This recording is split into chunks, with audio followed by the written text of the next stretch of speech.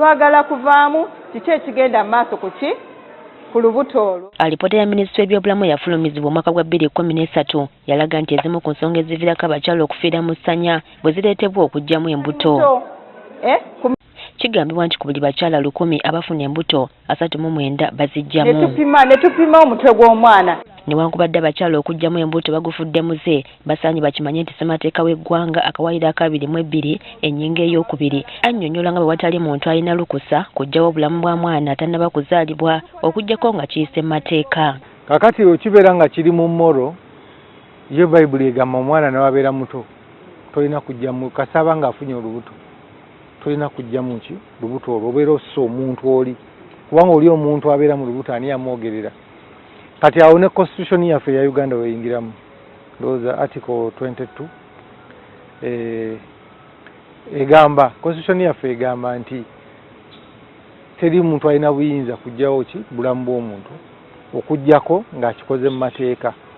Nga ssemateeka y'eggwanga amaze okulambika ku ky'okuggyamu embuto nti musango waliwo amateeka amalala agagoberera agalambulula ensonga eno gamba nga penal code. Etteeka nga bwe liri amended erya penal code nga bwe liri amended mu 2007 cap 120 on section 141 eyogera nti no ku attemptings nti otegeddeko nti omwana ali lubuto n'omuwa ekintu ky'omanyi kiyinza omujjamu tujjamu oba teruvuddeemu yes gusigala musango. Ate ogwo omusango gulina penalty ya myaka 14 mu nkomya.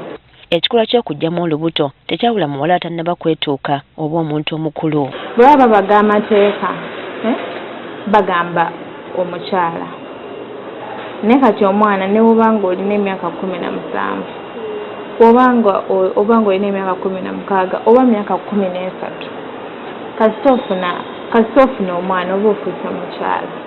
Omuntu aperforminga abortion naawe etteeka terikwata musawo yekka naawe kennyini omuwala agenzi bw'obeera ng'oli under age gaalo nga toweza myaka 18 etteeka likwata kubanga tulinawo amakomera agakwata abaana batanaweza myaka ba juvenile.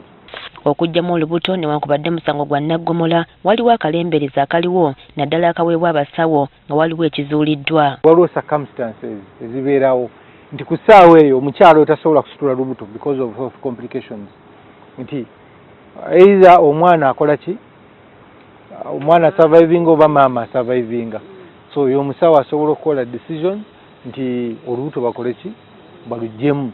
Waliwo abalina endowooza nti omuzadde w'omwana asobola okusalawo olw'okuba yazaala omwana nti olubuto aluggyemu olw'ensonga ze bannamateeka bagamba nti kino tekikkirizibwa.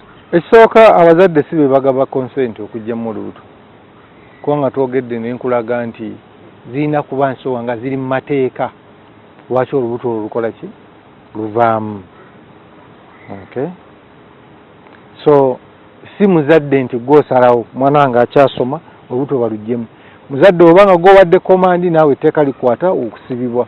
Muniro kabakaseera ng'omwana akwatiddwa sseddubuto etteeka terikkiriza lubuto kuggyibwamu kubanga ekiri munda nakyo kiba n'obulamu. N'owa myaka 13 n'otandika periods ng'osobola okuzaala you're expected okuzaala. Yes, that ogwo omusango gwa defilement gubeerawo naye ate omwana gw'oba olina mu lubuto tewali exception ekukkiriza mujjamu.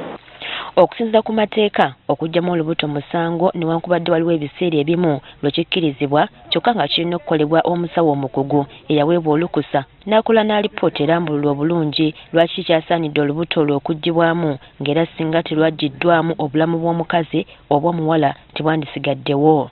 Priska Namulema agafeeyo ku Spark TV.